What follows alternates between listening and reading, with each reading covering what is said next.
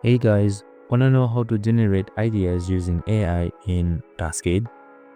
Well, in this video, I'm going to show you an easy step-by-step guide on how to do it. It's super simple, so let's get right into it. Now, first off, make sure you have Taskade installed, or you can do it via the web browser as well. The choice is yours. Now, once your application is opened, head towards your workspace, navigate towards home and click on it, and then create a new project, or you can just start with your existing one. And I have some task and soft task right here. So let's say I want to create a soft task, but I want AI to generate me some ideas. So what I can do is either I can directly press slash on my keyboard. This will generate me various ideas. That's easy as that.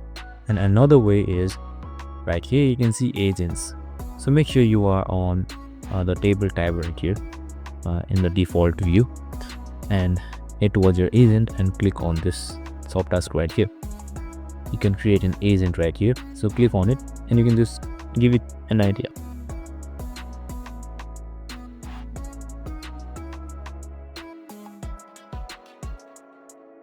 And here you can see your AI agent has generated you your own idea.